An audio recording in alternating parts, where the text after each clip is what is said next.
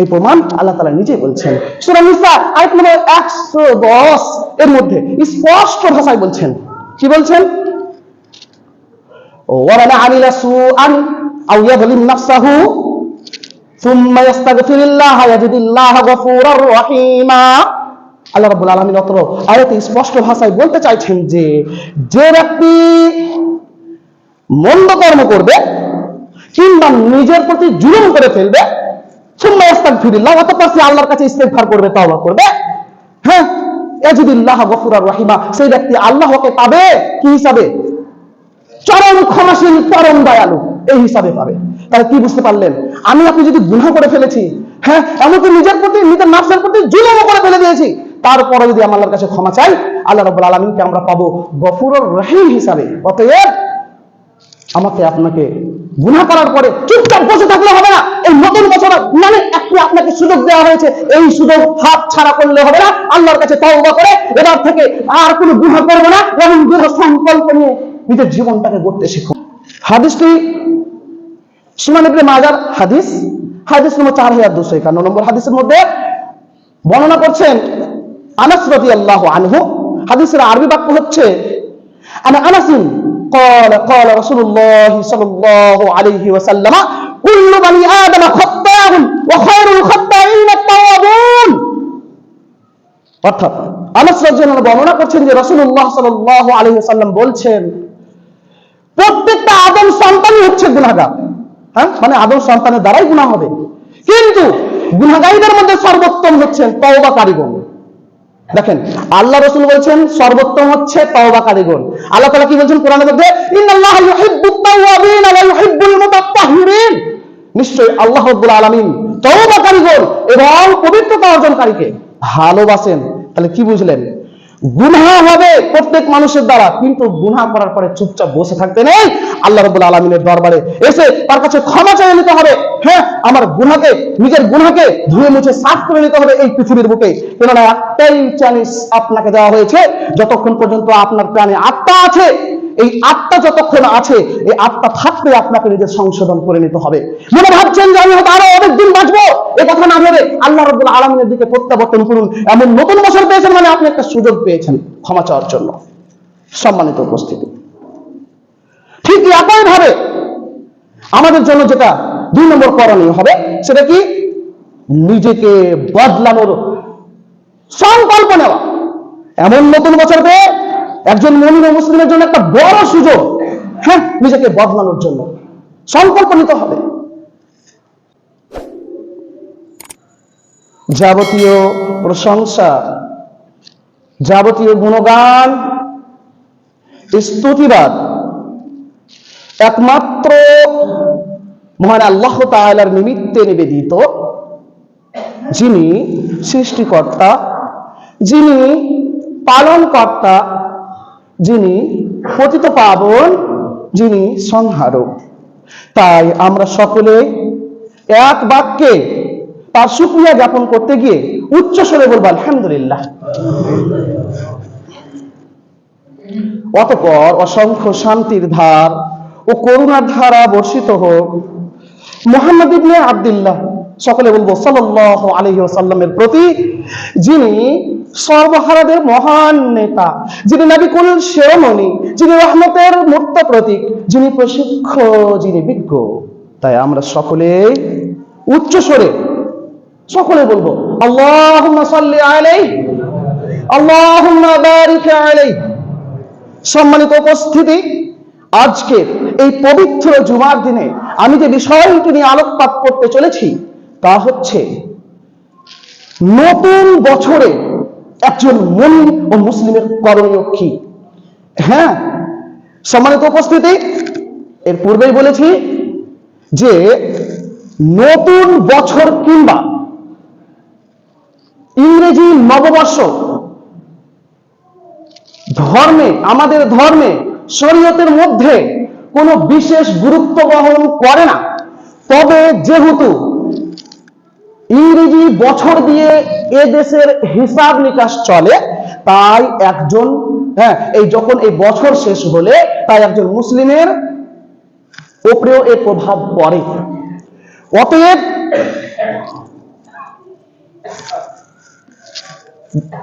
ইতিবাচক পরিবর্তনের জন্য মুসলমানও ইচ্ছা পোষণ করতে পারে। হ্যাঁ, আমি পূর্বে বলেছি ইসলাম একটি পূর্ণাঙ্গ জীবন বিধান এবং এই ইসলামের মধ্যে সব বিষয়কে গুরুত্ব দেওয়া হয়েছে। ঠিক তেমন ভাবে সময়ের গুরুত্ব ইসলামে দেওয়া হয়েছে। অতএব একজন মুমিন মুসলিমের জীবনে নতুন বছর মানে, নতুন দিন মানে আরেকটি সুযোগ। হ্যাঁ, আমরা গত বছরগুলোতে যে গুনাহ ও গুনার কাজ এবং যে পাপসমূহ করেছি, হ্যাঁ, না জানি কতই আমরা গুনাহ করেছি, হাঁটতে চলতে উঠতে বসতে জানতে অজান্তে, হ্যাঁ, আমাদের দ্বারা কতই না গুনাহ হয়েছে। সেই বছরগুলো তো আর ফিরে আসবে না। অতএব আল্লাহ রাব্বুল আলামিন আমাকে একটি বছর দিলেন মানে, একটা দিন দিলেন মানে আমাকে আরেকবার সুযোগ দিচ্ছেন, যাতে করে আমি সেই বছরগুলোর জন্য আল্লাহ রাব্বুল আলামিনের কাছে তওবা করে তার দিকে প্রত্যাবর্তন করতে পারি। হ্যাঁ, সম্মানিত উপস্থিতি, তাহলে একজন মুমিন মুসলিমের জন্য নতুন বছর মানে ক্যালেন্ডারের পরিবর্তন নয়, নিজের জীবন এবং জীবনের মধ্যে ইবাদত, আখলাক, ক্যারেক্টার, চরিত্র, ব্যবহার, এগুলো শরীয়তের সঠিক দৃষ্টিকোণ রেখে, হ্যাঁ, আমাদেরকে এই সময়ের মূল্য দেওয়া। সম্মানিত উপস্থিতি, তাহলে নতুন বছরে একজন মুমিন মুসলিমের করণীয় কি হবে, বিষয়টি বোঝা খুব গুরুত্বপূর্ণ। আসুন আমরা পরস্পর জানার চেষ্টা করব আর বুঝাবার চেষ্টা করব যে আল্লাহ রাব্বুল আলামিন আমাদেরকে একটা সুযোগ দিয়েছেন। হ্যাঁ, একজন মুমিন মুসলিমের জন্য নতুন বছর মানে তাকে আরেকটি সুযোগ দেওয়া হচ্ছে। হ্যাঁ, সম্মানিত উপস্থিতি, সর্বপ্রথম এই নতুন বছর একজন মুসলিম ও মুমিনের করণীয় হবে সে যেন আল্লাহ রাব্বুল আলামিনের দিকে তওবা ও ক্ষমা চায়। হ্যাঁ, আল্লাহ তাআলার দরবারে তওবা এবং ক্ষমা চাওয়া, সেই গত বছরের ভুল ত্রুটির কারণে যেগুলো বিগত বছরগুলোতে হয়ে গেছে, অতএব আমাদেরকে সেই ভুল ত্রুটির কারণে আল্লাহ রাব্বুল আলামিনের কাছে তওবা করে তার দিকে প্রত্যাবর্তন করে তার দিকে ফিরে আসা। হ্যাঁ, আর আমরা যদি এই গুনাহগুলো থেকে আল্লাহ রাব্বুল আলামিনের কাছে ক্ষমা চাইতে পারি, তাহলে আল্লাহ রাব্বুল আলামিন আমাদেরকে ক্ষমা করবেন। তার সঙ্গে সঙ্গে যে গুনাহগুলো আমাদের দ্বারা হয়ে গেছে গত বছরগুলোতে, সেই গুনাহগুলোকে আল্লাহ রাব্বুল আলামিন নেকির দ্বারা পরিবর্তন করবেন। অতএব এর চেয়ে আর বড় উপকার আপনি কি নিতে চান? সম্মানিত উপস্থিতি, আমি নিজে থেকে বানিয়ে বলছি না, মহান আল্লাহ রাব্বুল আলামিন তিনি তার পবিত্র কালামের সূরা ফুরকান আয়াত নম্বর 68 থেকে 71 এর মধ্যে স্পষ্ট ভাষায় বর্ণনা করছেন। আল্লাহ রাব্বুল আলামিন বলছেন, والذين لا يدعون مع الله إلها آخر ولا يقتلون النفس التي حرم الله إلا بالحق ولا يزنون ومن يفعل ذلك يلقى أثاما।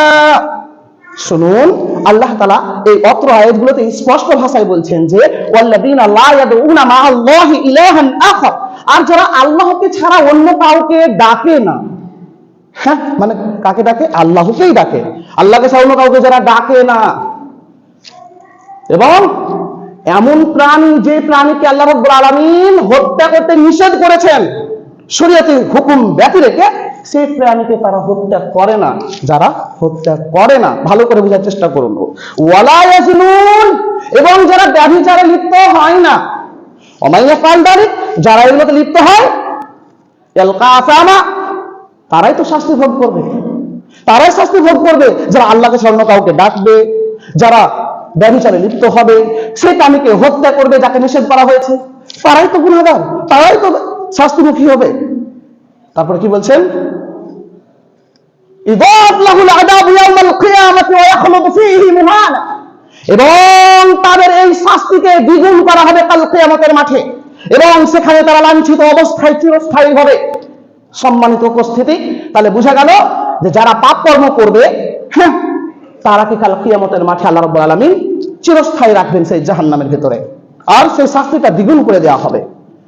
ইল্লা মান তাবা, কিন্তু তারা নয় যারা এই সমস্ত গুনাহ করার পরেও তাবা আল্লাহ রাব্বুল আলামিনের দিকে ফিরে এসেছে, তওবা করেছে, ও আমানা, শুধু তওবা করে বসে থাকেনি, আল্লাহ রাব্বুল আলামিনের প্রতি বিশ্বাস স্থাপন করেছে, আল্লাহকে বলে বিশ্বাস করেছে বলেই তো সে তওবা করছে যে একজন আল্লাহ তাআলা রয়েছেন, সেই আল্লাহ কিন্তু কাল কিয়ামতের মাঠে আমাকে ছেড়ে দিবেন না, দুনিয়ার বুকে আমাকে ছাড় দেওয়া হয়েছে, ছেড়ে দিবেন না। অতএব সে আল্লাহর প্রতি বিশ্বাস করে তওবা করে, বিশ্বাস করে বসে থাকে না, ও আমিলা আমালান সালিহান, এবং সে সৎকর্ম করে, ফাউলাইকা ইউবাদদিলুল্লাহু সাইয়্যাতিহিম হাসানাতিন, তো এরাই তো হচ্ছে তারা যাদের গুনাহগুলোকে নেকিতে পরিবর্তন করে দেন মহান আল্লাহ তাআলা।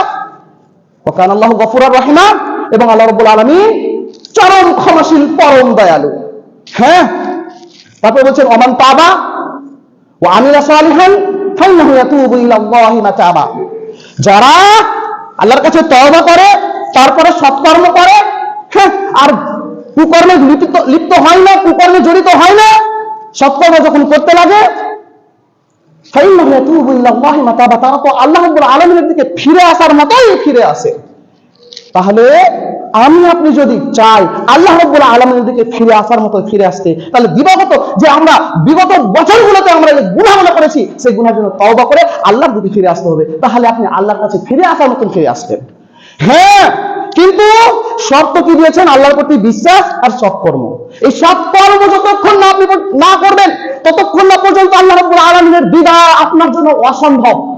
হ্যাঁ, এই সৎকর্ম না করলে আপনি আল্লাহর দিদারও পাবেন না, আল্লাহর সাথে সাক্ষাৎ করতে পারবেন না।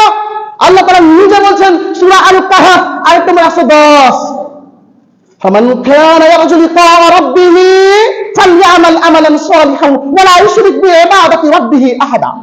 হ্যাঁ, আল্লাহ তাআলা এখানে বলতে চাইছেন যে ফামান কানা ইয়ারজু লিকা রাব্বিহি, যারা তার প্রভুর সঙ্গে সাক্ষাৎ করার কামনা রাখে, তার উচিত সে যেন বেশি বেশি সৎকর্ম করে।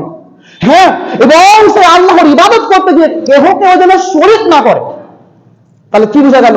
আমি যদি আল্লাহর সঙ্গে সাক্ষাৎ করার কামনা রাখি, আপনি যদি আল্লাহর সঙ্গে সাক্ষাৎ করার কামনা রাখেন, তাহলে আমাকে সৎকর্ম করতে হবে। সম্মানিত উপস্থিতি, ঠিক একইভাবে আমরা দুনিয়ার বুকে নানান রকম কম্পিটিশন করছি, বিজনেসের মাধ্যমে হোক, স্কুলে লেখাপড়ার মাধ্যমে হোক, কিংবা রানের মাধ্যমে হোক, ঘোড় race, cycle race, motorcycle race, আর কার রেস, কত রকমের না দুনিয়ার বুকে কম্পিটিশন চলছে। কিন্তু যে কম্পিটিশনের কথা মহান আল্লাহ রাব্বুল আলামিন তার পবিত্র কোরআনের সূরা আল ইমরান আয়াত নম্বর 133 এর মধ্যে যে কম্পিটিশনের কথা বলছে, সেই কম্পিটিশন কি আমরা নিজের মাইন্ডে রেখেছি? আমরা কি সেই ব্যাপারে চিন্তা ভাবনা করছি? একটুখানি চিন্তা ভাবনা করবেন। আল্লাহ রাব্বুল আলামিন সূরা আল ইমরানের 133 নম্বর আয়াতে কি বলছেন? ওয়াসারিউ ইলা মাগফিরাতিন মির রাব্বিকুম ওয়া জান্নাতিন আরদুহাস সামাওয়াতু ওয়াল আরদ উইদ্দাত লিল মুত্তাকিন। আল্লাহ রাব্বুল আলামিন অত আয়াতে স্পষ্ট ভাষায় বলছেন, কি বলছেন? ওয়াসারিউ, তোমরা কম্পিটিশন করো, তোমরা দ্রুত ধাবিত হও। কিসের জন্য? ইলা মাগফিরাতিন মির রাব্বিকুম, তোমার রবের ক্ষমা লাভের প্রতি। তুমি যে গত বছর ভুল ত্রুটি করেছিলে, তার জন্য তোমাকে তো ক্ষমা চাইতে হবে নাকি? তাহলে আল্লাহর দিকে ক্ষমা চাওয়ার জন্য দ্রুত ধাবিত হও, কম্পিটিশন করো, কে আগে ক্ষমা চাইতে পারে, কে আগে ক্ষমা চাইতে পারে। আপনি তো বিজনেসের দিকে উন্নতি করে ফেলছেন, আপনি আরো অন্য কিছুতে উন্নতি করে দিয়েছেন, কিন্তু এদিকে উন্নতি করতে হবে। আল্লাহ যেখানে বলছেন যে আমার কাছে ক্ষমা লাভের প্রতি তোমরা দ্রুত ধাবিত হও, কম্পিটিশন করো। আর কিসের জন্য কম্পিটিশন করো? ওয়া জান্নাতিন, এমন জান্নাত লাভের প্রতি, আরদুহাস সামাওয়াতু ওয়াল আরদ, যে জান্নাতের আয়তন হচ্ছে, যে জান্নাতের পরিধি হচ্ছে আসমান সমূহ ও জমিনের সমান, সেই জান্নাত লাভের প্রতি তোমরা কম্পিটিশন করো, দ্রুত ধাবিত হও। সম্মানিত উপস্থিতি, এটা কাদের জন্য তৈরি করা হয়েছে? উইদ্দাত লিল মুত্তাকিন, এটা কি মুত্তাকিদের জন্য প্রস্তুত করা হয়েছে। এই জান্নাতকে মুত্তাকিদের জন্য প্রস্তুত করা হয়েছে। অতএব একজন মুমিন ও মুসলিম নতুন বছর পেয়ে নিজেকে মুত্তাকি করার সর্বক্ষণ চেষ্টা করবে। সম্মানিত উপস্থিতি, এটা তার জন্য করণীয়।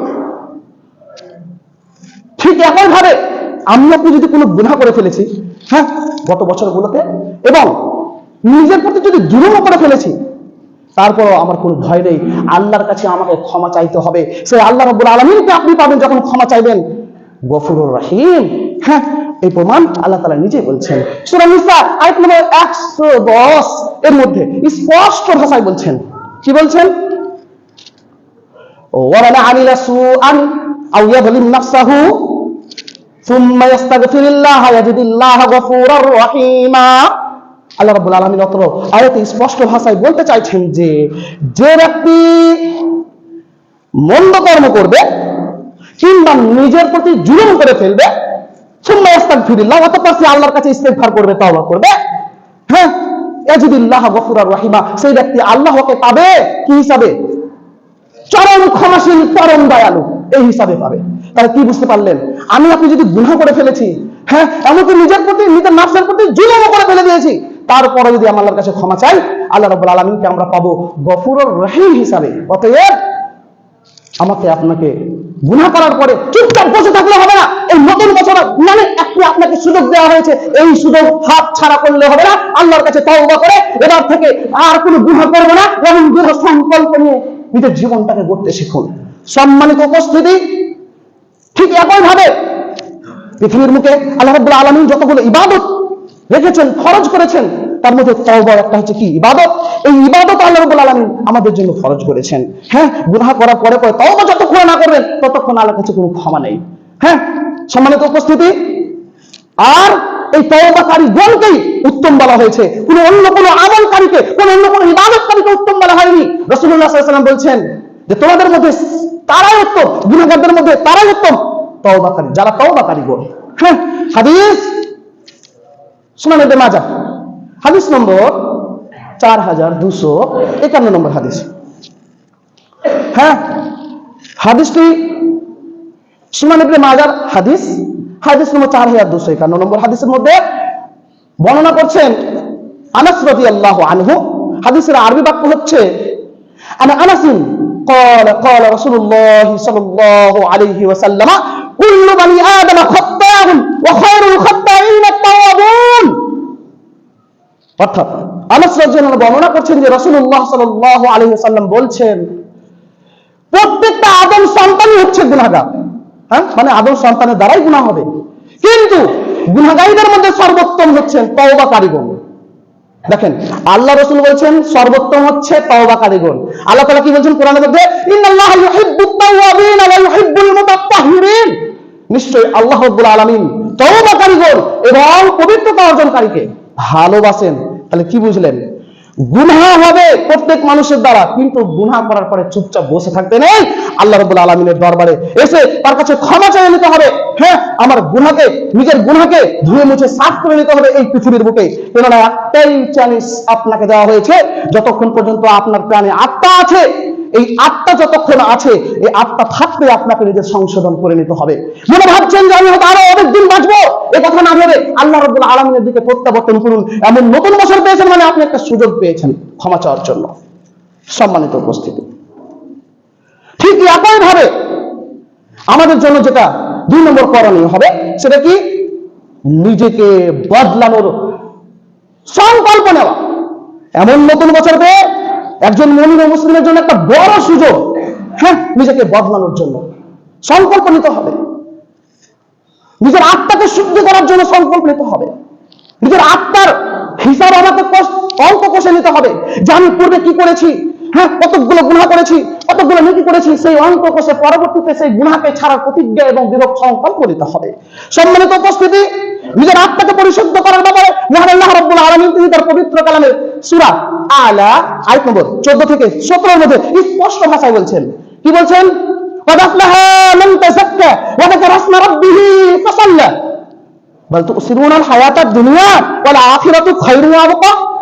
সম্মানিত উপস্থিতি, আল্লাহ রাব্বুল আলামিন অত্র আয়াতগুলিতে বলতে চাইছেন যে قد أفلح من تزكى, সে ব্যক্তি সফল কাম হয়ে গেল যিনি আত্মাকে পরিশুদ্ধ করলো। তাহলে আপনাকে এই আত্মাকে পরিশুদ্ধ করার সংকল্প নিতে হবে। হ্যাঁ, এই আত্মাকে পরিশুদ্ধ করতে হবে। কিভাবে পরিশুদ্ধ করবেন? আল্লাহ রাব্বুল আলামিন বলছেন ওয়াযাকারা ইসমা রাব্বিহি ফাসাল্লা, যে ব্যক্তি তার প্রতিপালকের নামকে স্মরণ করলো, হ্যাঁ, ফাসাল্লা, এবং নামাজ আদায় করলো। তাহলে এই নামাজের বিষয় আবার চলে এলো। নামাজ ছাড়া আপনি নিজের আত্মাকে পরিশুদ্ধ করতে পারবেন না। আপনার রবকে স্মরণ করে সালাত কায়েম করতে হবে। হ্যাঁ, শুনুন তারপরে কি বলছেন? বাল তুসিরুল হায়াতাদ দুনিয়া, তারপরে তোমরা এই পার্থিব জীবনকে প্রাধান্য দিচ্ছ, এই ধোঁকার দুনিয়াকে তোমরা প্রাধান্য দিচ্ছ। এই দুনিয়া কিছুক্ষণের জন্য, ভালো করে শুনে রাখো, এই দুনিয়া বেশিক্ষণের জন্য নয়, এটা ধোঁকায় ধোঁকায় তুমি পড়ে রয়েছো। হ্যাঁ, এই যে সুন্দর সুন্দর ফল ফসল কত রকমের জিনিস, এগুলো তোমাকে ধোকায় ফেলে রেখেছে। পরকালের চিন্তা ভাবনা করা দরকার ছিল, সেখানে তুমি প্রাধান্য দিচ্ছ দুনিয়ার বুকে, এই দুনিয়ার পার্থিব জীবনকে। হ্যাঁ, বলে আখিরাতু খায়রুন ওয়া আবকা, অথচ পরকাল হচ্ছে সর্বোত্তম ও চিরস্থায়ী। এই দুনিয়া চিরস্থায়ী নয়, পরকাল হচ্ছে চিরস্থায়ী আর সর্বোত্তম। অতএব যেই দুনিয়া সর্বক্ষণ চিরস্থায়ী, সেই জন্য আমাদেরকে প্রস্তুতি গ্রহণ করতে হবে। এটাই হচ্ছে আত্মশুদ্ধি। হ্যাঁ, যে আত্মশুদ্ধি ততক্ষণ পর্যন্ত সম্ভব নয় যতক্ষণ আপনি পরকালে ব্যাপারে ভাবনা চিন্তা আপনার অন্তরে রয়েছে। সম্মানিত উপস্থিতি, যেমন আল্লাহ রাব্বুল আলামিনের ব্যাপারে তিনি তার পবিত্র কোরআনে আরো বলছেন, সূরা হাশর আয়াত নম্বর 18, ইয়া আইয়ুহাল্লাযীনা আমানু তাকুল্লাহ ওয়াল তানজুর নাফসুম মা কদ্দামাত লিগাদ ওয়াত্তাকুল্লাহ ইন্নাল্লাহা খাবীরুম বিমা তা'মালুন। অর্থাৎ আল্লাহ রাব্বুল আলামিন সূরা হাশরের আয়াত নম্বর 18 এর মধ্যে স্পষ্ট ভাষায় আমাদের বোঝাতে চাইছেন যে ইয়া আইয়ুহাল্লাযীনা আমানু, হে তারা আমার প্রতি ঈমান এনেছো যারা, ইত্তাকুল্লাহ, আল্লাহকে ভয় করো। তাহলে বুঝা গেল আত্মশুদ্ধি করতে গেলে আল্লাহর ভয় নিজের অন্তরের মধ্যে প্রয়োজন রয়েছে। হ্যাঁ, আল্লাহর ভয় আপনার অন্তরে থাকতে হবে। তারপরে বলছেন ওয়াল তানজুর নাফসুম মা কদ্দামাত লিগাদ, এবং প্রত্যেকে দেখা উচিত সে পরবর্তী কালের জন্য কি প্রেরণ করেছে, পরবর্তী কালের জন্য কি আমল পুঁজি জমা করেছে, এটা ভাবনা চিন্তা করার দরকার। হ্যাঁ, আবার বলছেন ওয়াত্তাকুল্লাহ, সে আল্লাহকে ভয় করো। তার মানে বোঝা গেল আল্লাহর ভয় বাস্তবে করতে হবে। আল্লাহ দুবার এখানে বলছেন ওয়াত্তাকুল্লাহ, তুমি আল্লাহকে ভয় করো, নিজের মধ্যে তাকওয়া আনো। ইন্নাল্লাহা খাবীরুম বিমা তা'মালুন, কেন ভয় করবেন? কেননা সেই আল্লাহ আমরা যাই করি না কেন পৃথিবীর বুকে সে সমস্ত ব্যাপারে খবরাখবর রাখেন। হ্যাঁ, খবর রাখেন। সম্মানিত উপস্থিতি, আর তারিখ ইবনে ওমর একটি গ্রন্থ রয়েছে, যে গ্রন্থটির পৃষ্ঠা নম্বর 176 ও 77 এর মধ্যে ওমর ইবনে খাত্তাব রাদিয়াল্লাহু আনহু কত সুন্দর কথা বলেছেন। শুনুন, হাদিসটি মওকুফ হতে পারে কিন্তু কথাগুলো শুনুন। ওমর ইবনে খাত্তাব বলছেন, হাসিবু আনফুসাকুম ক্বাবলা আন তুহাসাবু ওয়াজানু আনফুসাকুম ক্বাবলা আন তাওয়াজানু। অর্থাৎ তুমি তোমার আত্মার হিসাব নিকাশ করো, এর পূর্বে যে কাল কিয়ামতের মাঠে তোমার হিসাব নেওয়া হয়। হ্যাঁ, তুমি কি আমল করেছো, কতটা গুনাহ করেছো, কত নেকির কাজ করেছো, এগুলো নিয়ে তুমি হিসাব নিকাশ করো। হ্যাঁ, আর কি বলছেন, ওয়াজানু আনফুসাকুম, তোমার নিজের আত্মাকে ওজন করো, তুমি নিজেকে নিজে ওজন করে দেখো, এর পূর্বে যে তোমাকে কাল কিয়ামতের মাঠে ওজন করা হয়। সম্মানিত উপস্থিতি, কেননা কিয়ামতের মাঠ খুব কঠিন হবে। রাসূলুল্লাহ সাল্লাল্লাহু আলাইহি ওয়াসাল্লাম বলছেন, জামিআত তিরমিজির হাদিস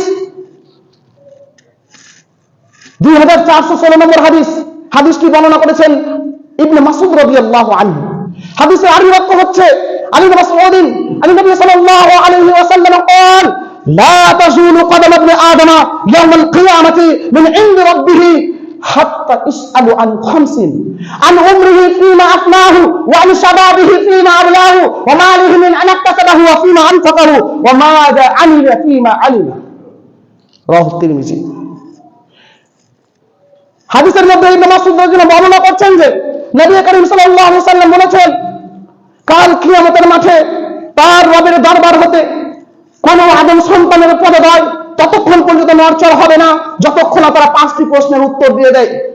শুনুন, সে 5টি প্রশ্ন কি করা হবে? আন উমরিহি, তার জীবন কাল সম্পর্কে, সে সেটা কোথায় অতিবাহিত করেছে।